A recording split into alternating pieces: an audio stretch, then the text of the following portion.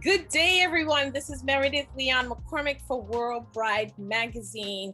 We are so super excited about our guest today because we all have been engulfed, just savoring every moment of HBO's The Gilded Age. So I have the honor to have as my special guest today, Mr. Gary Lawrence from New York City. Hey, Gary, how are you? Hi, good to see you. Good to see you too. I've been watching it totally, every minute. I don't want to miss a second of that. I just love it. I was on a flight last night on Miami. My flight was at 9 p.m. As Oh, soon as I got home at 1 a.m., I literally watched the show, I the third know. episode. So I was like, yes! Oh my God, it's amazing. So give me first of all, before we get into the show, I want to talk about who you are. So give us your full name, your occupation, and your title so our audience can know who you are. Well, I'm Gary Lawrence, and technically I'm an architect first and an author second, and I guess a Gilded Age historian, overall for everything. And yeah, but basically, I am still an architect. I still practice architecture. I do architectural renderings and models for many of these new mansions that are going up all around the country. And so that's my primary thing. But the love of Gilded Age architecture mansions sort of directed me into my choice of career as an architect. Wow, that's amazing. So I'm sure you're having a great time reliving some of the beautiful Oh yes. interiors of the Gilded Age. The opulence, the artwork that's being done, the craftsmanship of everything about the show. What's your take on it?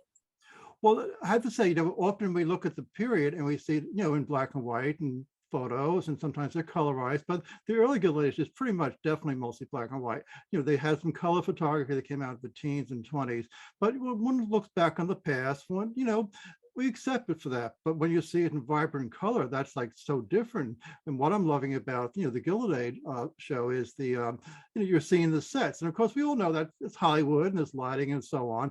But to see the clothing alone, the colors is one thing. So, ladies, men tend to wear a lot of black clothes, but the ladies, wore very vibrant colors. And sometimes we think about the past being maybe a little bit, like everyone's in black and white. It wasn't true. The Gilded Age was an age of, excess and sumptuousness and color and dazzle and all those things. And so their clothing certainly had to be, special as their great mansions. And the ladies certainly want to be as colorful. I mean, today, actually a lot of people just wear black and white, especially in New York City and everything. But in those days, Right. vibrant color. I mean, you wouldn't even begin to think of how to put those colors today. And I also love seeing the interiors, in color and filmed beautifully. So, and even though we can go to museum houses like in Newport and we see those in color, but I mean, of course, sometimes museum houses are a little bit, shaded and closed in because they're trying to keep the sunlight out. But to Right. see them all sparkling and dazzling, and so I have to just say the first impact is just to seeing the vibrant colors and the way it's filmed. Like even when they're walking the streets, it feels like you're really there. And since I'm familiar with New York City, it's like walking on those Upper East Side streets. It's absolutely beautiful. And for me, I'm looking at it from the fashion perspective, and the clothes are absolutely impeccable. They are well-dressed women, all of them. Even when you look at the housekeeper, the people that are taking care of the homes, everything is neat and clean and well organized. Their uniforms, and then but when they step out, like when they went, the young couple went out on a date to the theater, they dressed up as much as a handheld could be. So the men are very dapper from that perspective. I Mhm. love that. The top hats, and everyone knows Oh, I'm a you see top that, hat yes. queen. And Yeah, I what is love it. interesting about the Gilded Age is unlike today where you can be a billionaire and still wear jeans and a t-shirt, and then ladies can wear simple clothing. But in the Gilded Age, the very rich had everything custom made. So if Right. you're walking, let's say Fifth Avenue, and yes, there were department stores for the middle classes and lower classes and things, but most of that was handmade too. But maybe the simple things you'd buy off the rack, but all Gilded Age wealthy people had seamstresses and they had their clothes in France. So you could tell a difference between, you know, handmade clothing and things that you were not going to get, let's say, at a, I mean, they were actually very big department stores, but in general, they were just Right. more ordinary. And so you could tell the difference between the, unlike today, I mean, one can still wear a pair of $1,000 jeans or whatever, but still next to one person who's wearing regular price jeans, Right. it's not a big difference. But in the Gilded Age, you could tell who was wealthy. And if you wanted to try to mingle and say pretend that you were in that world, you would be given away because of the clothing that you wore, unless you were having special clothing made. And that was the first Wow. symbol of knowing who was rich and who wasn't rich. It was the clothing. And Wow. of course, the That's ladies a in those great days, point.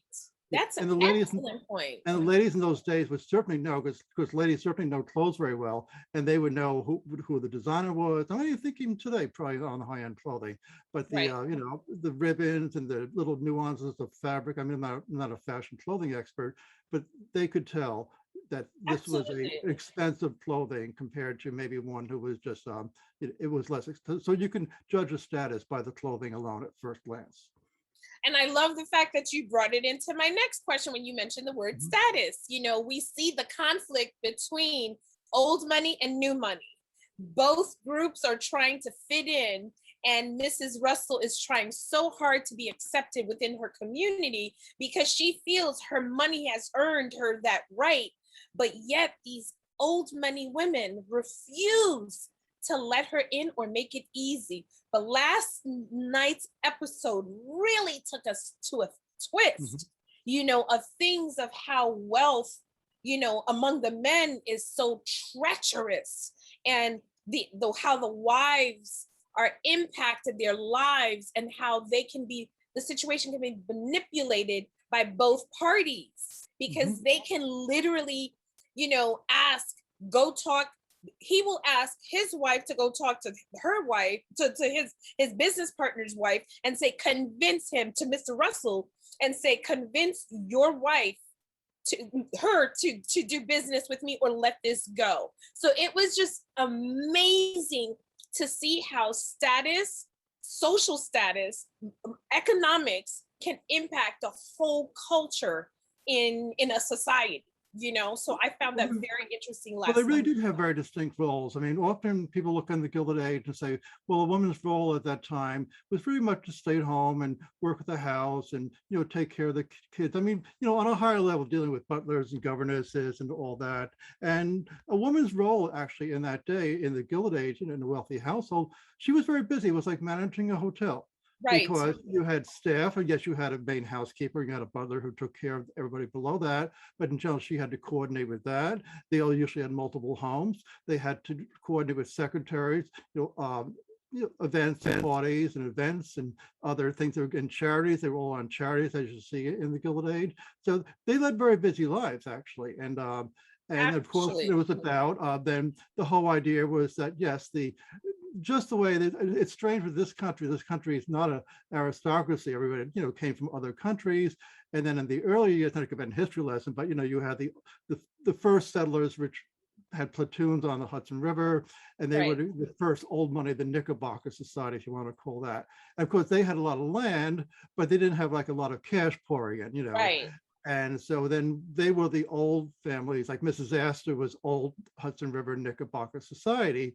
And then she married Mr. Astor, who actually his family came from Germany, and they were, Right. they were butchers and fur traders. And so their background, Mrs. Astor, who's the top of old money, really, the funny is the old money at one time was new money.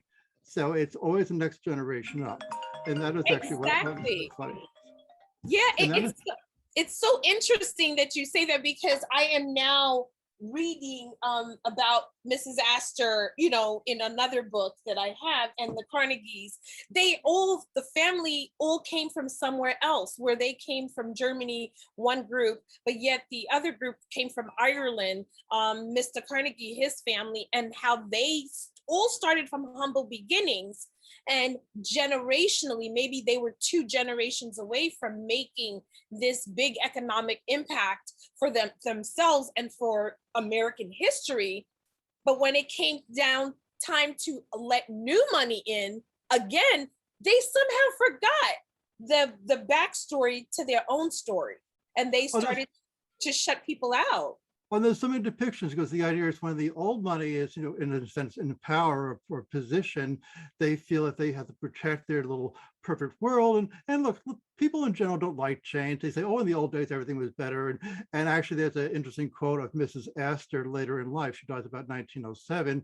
And the Vanderbilts and the Goulds and everybody has moved on, and they're giving one big ball after another. And Mrs. Astor was known for giving more restrained and elegant and so-called proper events, not these what she calls circuses later on. And so in one of the quotes that she spoke to a journalist, Mrs. Astor very rarely spoke to journalists or even had a photograph taken in those days. Right. She didn't seek it, because she was Mrs. Astor and she didn't need to. But towards the end of life, I guess she wanted to have the last word. And she talks to journalists. She says, well, I know that, when my time has come, or however she phrases it, that other women will take my role and become leaders to society. But then she has a little dig and she says something like that. But I like to think that I conducted society as a gentlewoman would have done in her home, and not such like some of these circuses that these other ladies are giving, actually.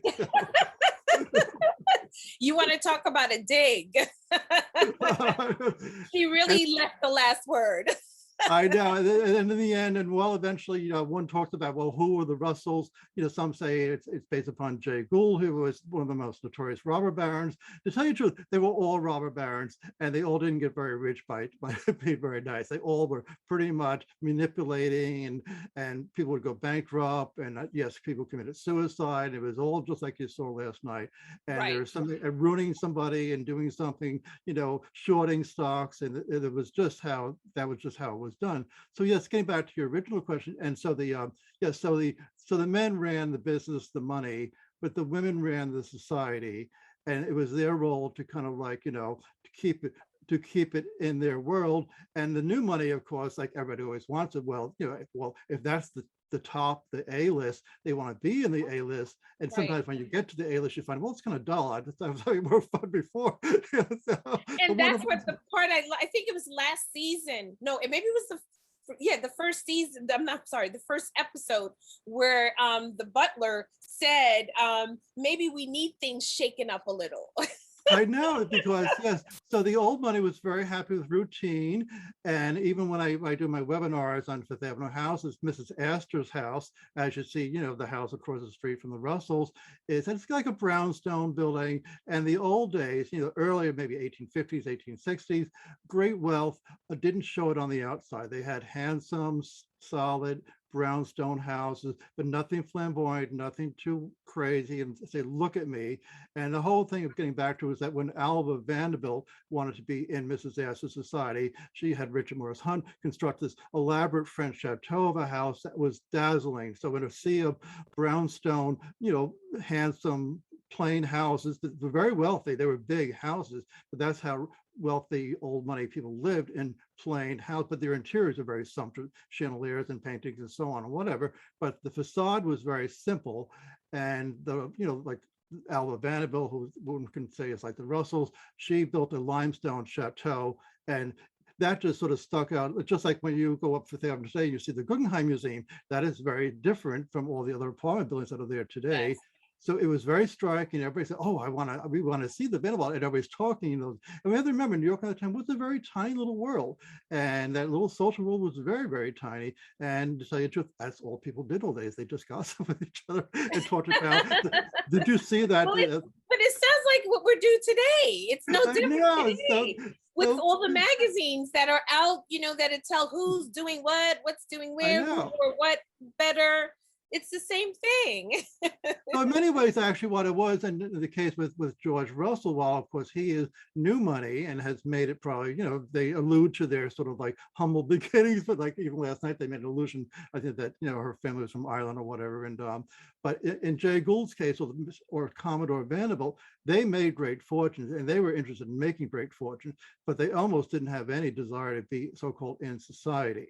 And Jay Gould was perfectly happy. He actually, yes, he was probably one of the top. I mean, you can't all blame it on Jay Gould. They were all very manipulative and evil. All of them.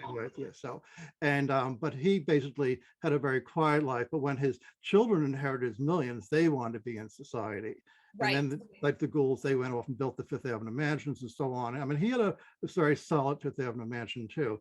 But the idea was that a lot of the older founders of the fortunes, Mrs. Astor wouldn't have them because she would say that, well, they don't have the right table manners and they're crude and they do things that would make people feel uncomfortable.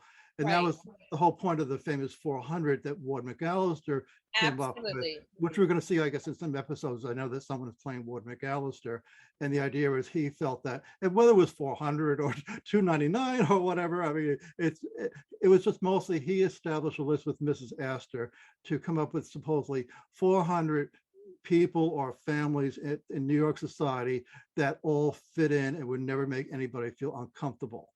So that they knew every knife and fork to use and they knew how to behave. And as much as I go, I was talking before about going back in time, how I would love to go back in time. But and also talking about the fashions is that, yes, you could tell a wealthy person from the fashion, but if you set them down at a dinner table or anywhere, just their table manners alone would give away, where they came from or what world they moved in actually. So very But that's subtle when detail. just from my mother, would always encourage us to have etiquette, table etiquette. You would go to etiquette school to learn how to do certain things. Things like that are not happening anymore, which everything is a free for all. And it's so interesting because I think it was Tiffany, their new commercial now is a high society young woman. She invites her modern day friends, and all of a sudden, she's like, that's not the right fork to use according to Tiffany's, book of table manners, for teens, and then by the end of it, they throw it all to the wolves and say, forget it, let's go, and they're partying, so teaching today's generation of old-fashioned etiquette seems a little obscure, but it is doable, but it's how we present it, because at the end of the day, yeah, and it was some ways how the old money set up barriers, because if you weren't educated, and the whole point of going to certain schools and so on is that it was, in many ways, it was a very tight little world that new money or big money wanted to always crack into. In time, the funny thing about there are other societies, there's Boston Society, there's Philadelphia Society, which actually was even more rigid than New York, because New York has a reputation of being the so-called star, but the idea was that to get into New York society, if you really had enough money and you really kept pushing it, you eventually got into New York society, because New York, even today, still about money, so it just like, absolutely. And I think the fashion world is very much like that. For us, it's, trying to the changing of the guards, where it brings into the question of Andre Leon Talley, who just passed away for us in the fashion world, being the first African-American that held such a high esteemed position. And then for him to have just, last year, and it became headline news when they said that his house was being foreclosed. He was being evicted from his house and everything else. So for us, the fashion world was like, oh, what? He's not wealthy. How can that happen? But this is something that happens all the time to anyone in position, because from some of my past readings about the Rockefellers, there was a point that they were literally about to lose everything. The Rockefeller father was under house arrest for the coal mine situation. They had so much going on. So when we celebrate these people today and talk about them as though everything just came from the air, it's not. They all had a price to pay, and according to the Carnegie book today, some of his ways literally would be criminal today. The things that he did back then will be completely illegal. So for us, I believe, and this is why it was so important for me to have this conversation with you, I want people to use this time to look at the television show, The Gilded Age, and to be inspired by it for fashion, of course, but at this, and weddings and what they'd like their weddings to look like, but not to take it so literal as though these people had perfect lives. This show is literally showing you the behind the scenes of the challenges they face as women in society, single women in society that had to depend on their male figures, to even get anything and get anywhere. And then we see that, her niece is not even allowed to work, but she can She can work for charity and get an Yeah. allowance. So where's this women's freedom, going to? So it's an amazing show, and it's a wonderful way to start conversation and be inspirational, which leads me to my next question for you is, what are some of your favorite places, architectural wise, in New York City on Fifth Avenue? Well, of course, I know all the ones that are gone, which doesn't do much good.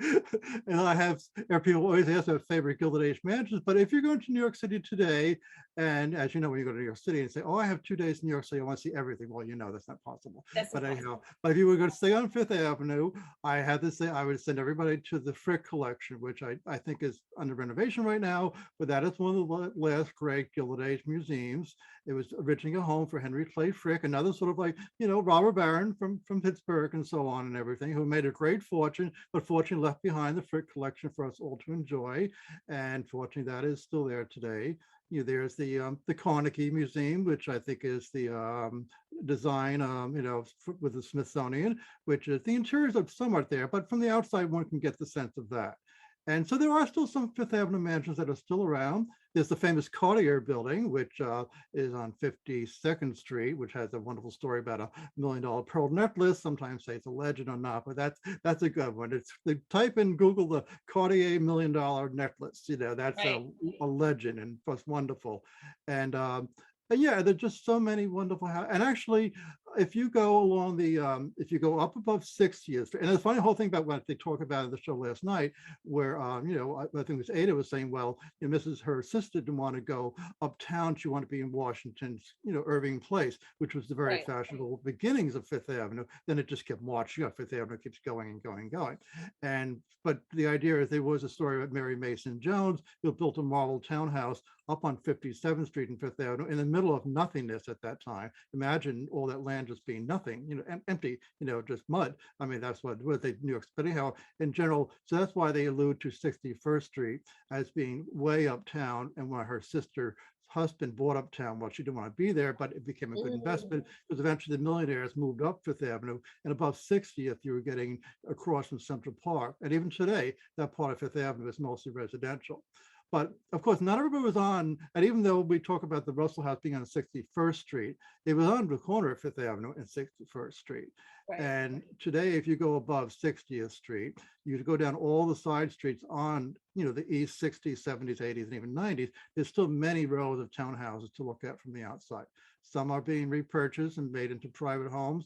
But if you want to get a sense of walking, that you can still see many of those townhouses in the period that may be subdivided into apartments or other things, but the side streets still give you a feeling for that. And I think it's 78th and 79th on Fifth Avenue. Right. Is one block that is totally intact of Gilded Age houses, which is definitely nice. Wow, that's amazing. So you take that one little block and you can just close your eyes and imagine, and you be back in the Gilded Age.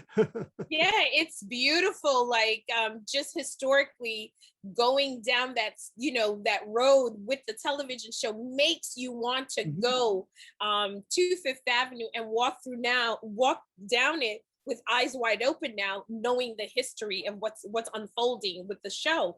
And so I find it interesting because it also describes some of the buildings, of course, where the Plaza Hotel was. That's another favorite of mine. Yes. Yeah, the Plaza Hotel, amazing. The Pierre Hotel, where it stands now, it was before, and then St. Regis Hotel is beautiful there. Yeah, and then across from it, the Peninsula Hotel. It's gorgeous places. Yeah, But one thing that I found interesting, and I think I had mentioned it earlier, was Mrs. Russell had a ballroom in her house.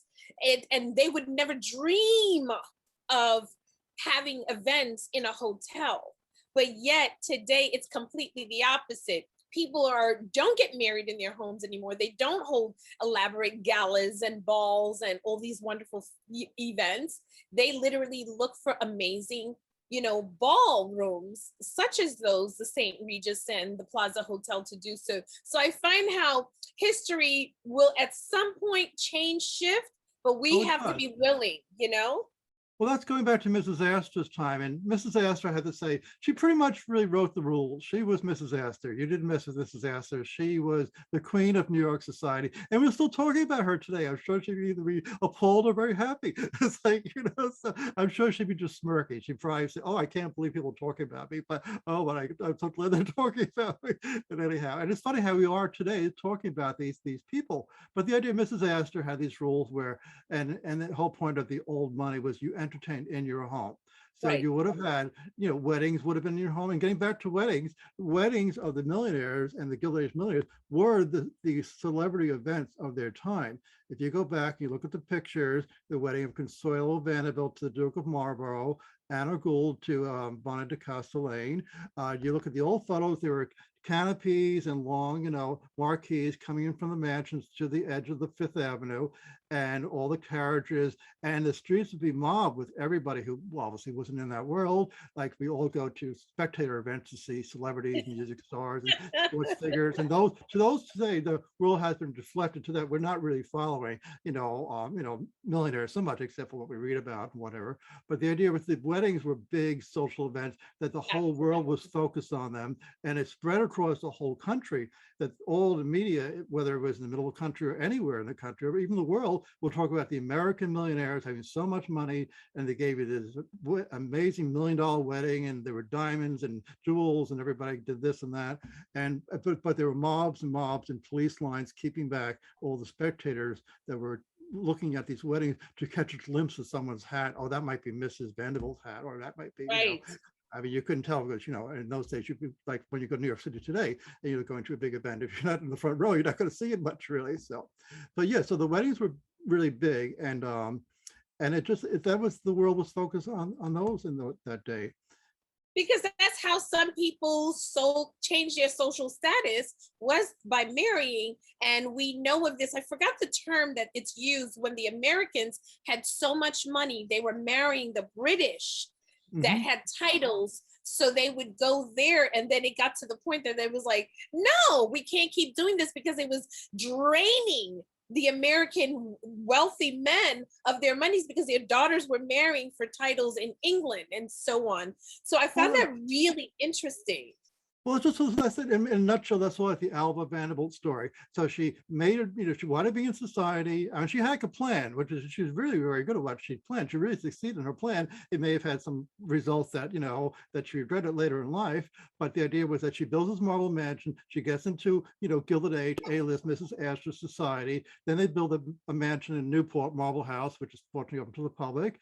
And that's another break. And then her daughter Consuelo, who was very beautiful of the time, was in love with another social, Gilded Age socialite man who was perfectly proper in every other way, but she had inspired that she wanted her daughter to marry into nobility, and so somehow she made it that she would marry the Duke of Marlborough, which is Blenheim Palace in England. And the idea was that, and with the European aristocracy, they had chateaus, they had palaces, they had mansions, they had country estates, but they had no cash like the original old money in America. So when their roofs were leaking and they didn't have electric and toilets, they married rich Americans, and all of a sudden their houses would be renovated. And what did she get Right. out of it? Well, Consuelo would have children, and so Alva's grandchildren became the next Duke of Marlborough. So it's kind of nice to say that humble roots, with all that money, could put them into the highest level of aristocracy in the world. And that was part of the goal, I guess. And even though Lowell's marriages didn't work out too well, but the idea, it's the idea that was her goal. And then she realized maybe she pushed her daughter into a loveless marriage and so on and so on. Right. And then in time, Alva became very big with the suffragette movement, and she focused on that. So she's known for that too. But getting back to ballrooms, if we can, it's just the idea. I didn't know to answer that. Is yes, the idea of Mrs. Astor and all the ladies of that period entertained at home. They didn't entertain in public, because in public, they might be glimpsed at somebody who wasn't in their world. They didn't even like apartment buildings in those days, because they said, well, you don't know who's living on top of you or below you. I mean, like the Right. Dakota, some were, but it wasn't until later. But you saw a private home for a wealthy family was really what you had to have, because you didn't Right. want to live too close. And when you think of these old houses, everything happened there. The weddings, engagement parties, birthday Right. parties, and sadly funerals. All the events took place in a home. And if you were Right. wealthy enough, and you for status, having a ballroom was really the place that you would entertain, and that really kind of like gave you the ultimate, like, well, they have a ballroom, so they're even richer than everybody else, kind of like. Right, exactly. Can you So imagine having a ballroom in your house? it was the ultimate status thing. I mean, today there's so many status things to have in a new house, but having a ballroom there was pretty much, you were there. And there are so many other films like The Age of Innocence is wonderful, and they have a ballroom there. And a lot of these movies on The House of Mirth is another one that touches upon Lily Bart, who was probably a woman who maybe been 24, 25, and even though she lived in society, she couldn't do anything else either, because being that she was in society and her family was impoverished, and she pretty much had to live with a wealthy aunt. And I think she was reaching 24, 25, and they were all getting worried about her, that she was going to become like, unmarriageable because she was too old. It's like, Can you imagine 24? I know. So she was worried, but somehow those are all good stories, and that's the interesting about the Gilded Age story, is that and reading all these stories, you could interview me for like 10 hours. I could still keep going on to 10 days. That means whatever. You got to come back again. As the show progresses, you have to come back again and have discussion. On your Facebook. But on the Facebook page that you created, I saw the conversation with people trying to compare it with Downton Abbey. And, I'm like, no, let's not compare it, because it's two different things that are happening, two different cultural experiences. But at the same time, there is that connection, because based on the comment you made previously, when the American wealthy girls were marrying, the nobility of England, that was how that character was developed, because if you remember, it was her money that helped build up Downton Abbey, so there is the connection, but I don't want it to be compared.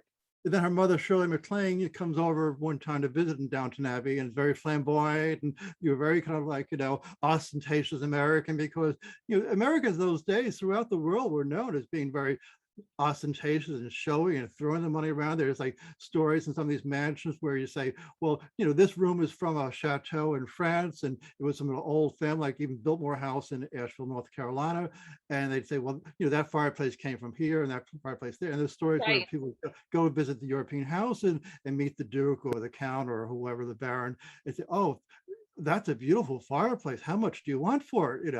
And of course they'd be appalled. This has been in our family for 300 years. We can't pull with that ceiling with that fireplace. From it.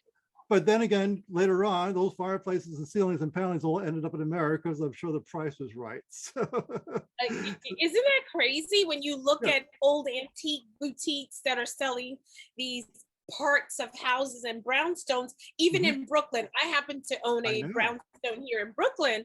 So many of them were beautiful and gorgeous, but when new people are coming in, they're gutting them out and taking all the details, the wonderful craftsmanship of what made these buildings so amazing. I know my building was built in, I think it was 1918.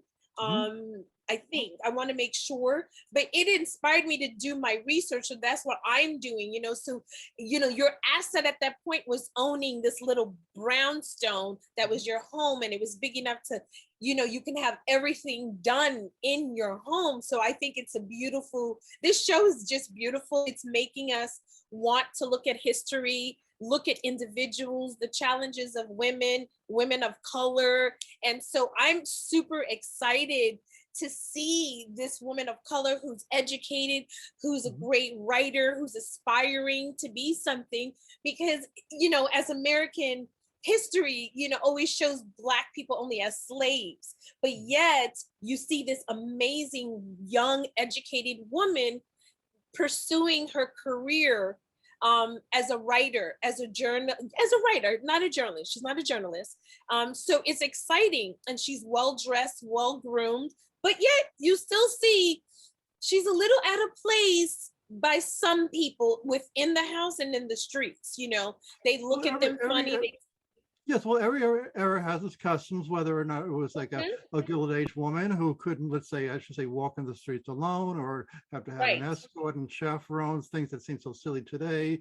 And yes, and it did reflect upon the era, but it also was about breaking molds, because America is always about breaking molds. Right. And the whole Gilded Age, like sometimes I do my webinars, is that when you walked up Fifth Avenue in the Gilded Age, you could say whether you recently arrived immigrant or still working on the Lower East Side or lived there, and is that when you walked up and you saw all those mansions, you could say, well, he came from Ireland and he came from there and he came from there, they all came from Right. poverty.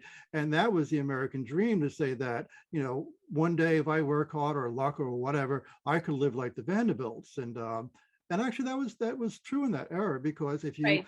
may not get into Mrs. Astor's world so fast, but Right. still, and there was a lot of new money like the Russells who didn't get into Mrs. Astor's world and had a wonderful time. It's like, so. Right.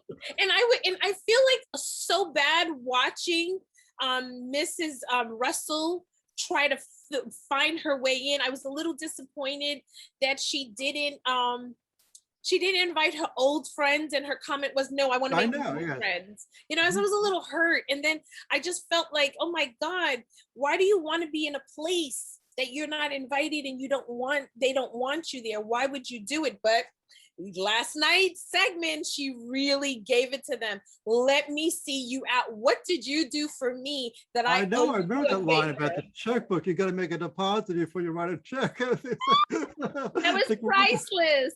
That was priceless. And I just love that, that women are taking control of the situation and watching Peggy evolve and find her place in this society despite her color. She's not allowing it, but yet not everyone was dismissive of her, which I love. So I'm excited to see how the show develops. I think it's aspirational and inspirational for anyone that is looking to get married for us and who's looking to entertain the art of entertainment, because I'm super excited. I want to go out and buy all fine china and dishes now. I know. Oh, you ever go to this house? My God, when you think about it, and even the dinner tables in the scenes, that they didn't just have one set of china, they had multiple sets of china. And even, I did a book called Houses of the Hamptons, 1880 to 1930, with a friend, Ann Searchin, who's an architect. And while we were researching the DuPont family and their house in Southampton, we went down to Winterthur, and there's journals and journals and journals of the place settings and the dinner parties he gave, so that they would never be repeated because he had so much china. Right. And that was the old days when people had multiple sets of china, and that they didn't want to serve the same old china every time on parties. They'd say, oh, it's the same old, so it's today. I mean, most people just use white china or simple and whatever, and it's not all those patterns. And people are saying they don't want it today, but people do, and I hope it's changing. I think it's changing again because, unless you're Caribbean, I come from Haiti. Yes. So my mother had 2 sets of dishes, maybe 3.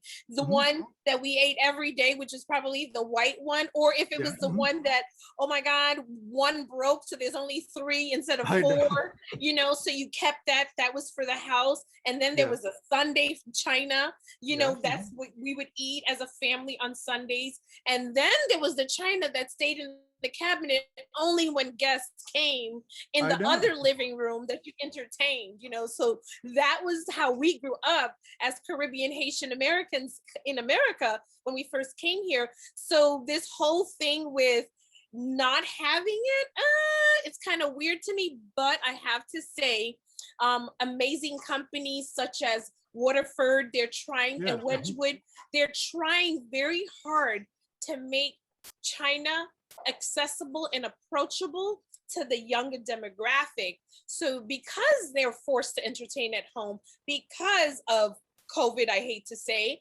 we're home more now. So what are we going to be doing? Entertaining more. And it's okay to eat, inside at home. Even if you order out and plate it, I think it's all about presentation. So we can still make Miss Astor very proud. Well, it is today. I love the way the past gets reinterpreted. So we sometimes take the best of it, give the ambience of it. And one has to realize in the Gilded Age that no one would even want to do today is that all those utensils that we'd have no idea what to use them for sometimes, and all those glasses and all those other things and finger bowls and all that other stuff, it's because they had like 10 or 11 courses when they were having dinner.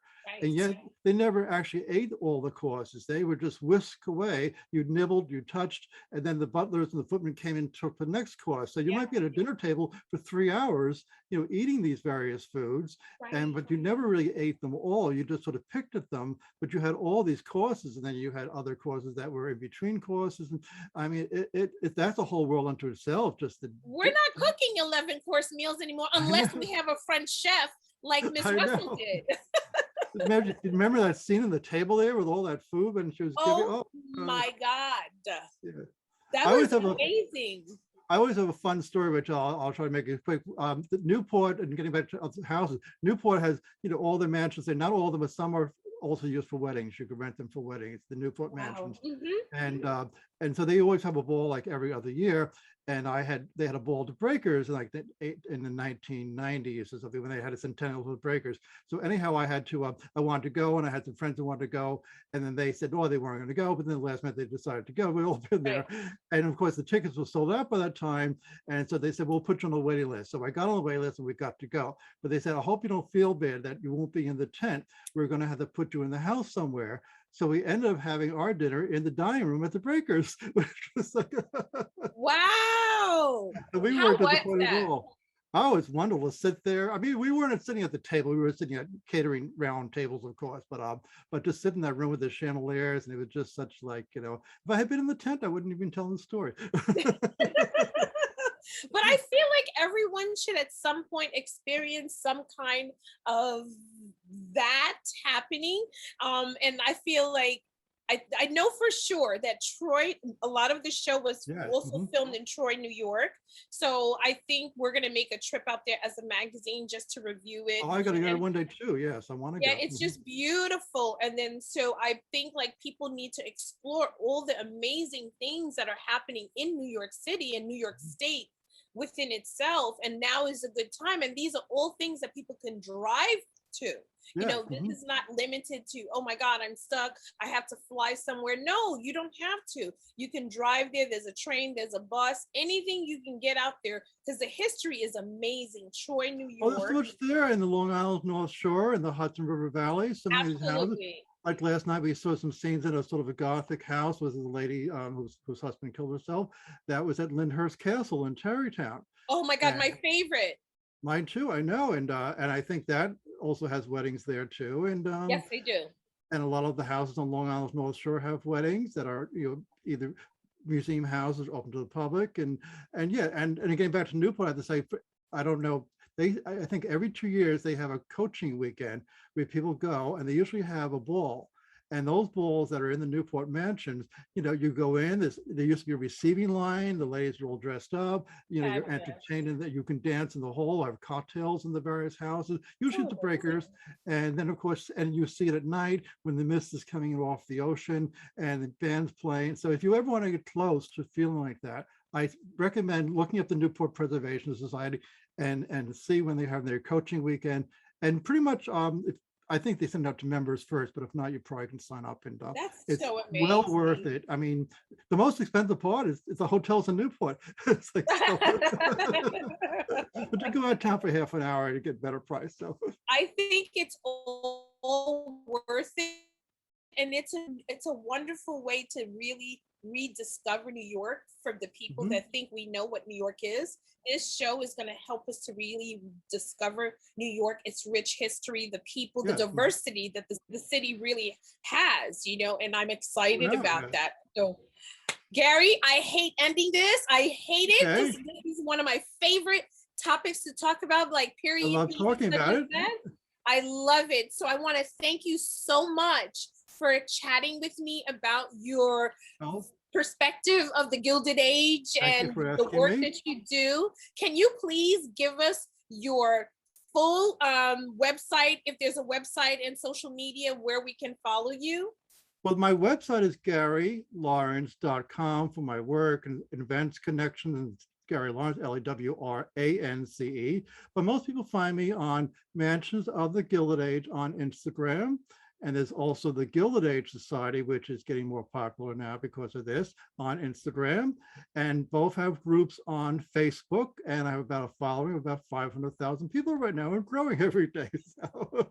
Because it's so fabulous. You allow Yeah. everybody to have conversation. And I just love it because this is something I've loved, and because of social media, it's wonderful to share it out there with all these new people who don't even know about all these things. And I talk about it, say, oh my God, don't you know about it? Because I've known about it all my life, but it's so great. It's almost like being a teacher and educating about my knowledge of the past. And thank God I did all the research when I was in my teens, because I read all those books, reading books, remember books, so That was awesome. No, read books I'm too. enjoying it. I'm enjoying it, and I love the recommendations that you give of books to read to go along with every point that Oh you yes, I make. always do. Yeah. Yeah, so I think that's really important. My library is going to grow again. So Well, there's so much there, and just enjoy. There's so many forms of information today, which is wonderful. And the mansion site that I have, you get to see all sorts of houses, and my followers also, show me things I've never seen. Or sometimes I ask a question: does anyone know about this house? And it comes pouring yep, in. I see. I just I'm can't a believe fan. so many people love the Gilded Age, and it's so nice to know, because I always thought I was just like person with one or two friends who liked it, and I've loved it since day one. I'm 8 years old, maybe. That's another webinar. How did I Oh, get I interested love in this? that. Because I love that. I don't know, I just had woke up one day, I didn't come from a Gilded Age family or whatever, but I just had this interest, and I read and read and read, and I would read books about houses, I read the Gould biography, then I went to the bibliographies, and I read all the Vanderbilts and the Rockefellers, and I was just reading. And well, imagine in the 1960s, what else could you do but read books? But now, lucky for young people in my children's age, they have YouTube. Everything is on YouTube. I know, it's Documentaries on wonderful. every topic, every character you can find on YouTube, literally. It's such an amazing asset to have, so we have no more excuses as to not to know and to understand, because everything is a fingertip away, No, So and I also thank have you. I also have a Mansions of the Gilded Age on YouTube. So if you want to look at some of those. Oh things. yeah, I follow everything you do. Okay. Well, thanks so much for having me. And I just love this, and I could go on forever. Yeah, no, and we're gonna have you back again, because we're gonna review the show again. Okay, great. Okay. Thank you. So ladies and gentlemen, there you have it, Mr. Gary Lawrence. Please follow him on all his social media platforms. I promise it is exciting. The people that are there are very entertaining, and I swear to you, you will not hear the last of him. So until the next time, ciao bella. Bye.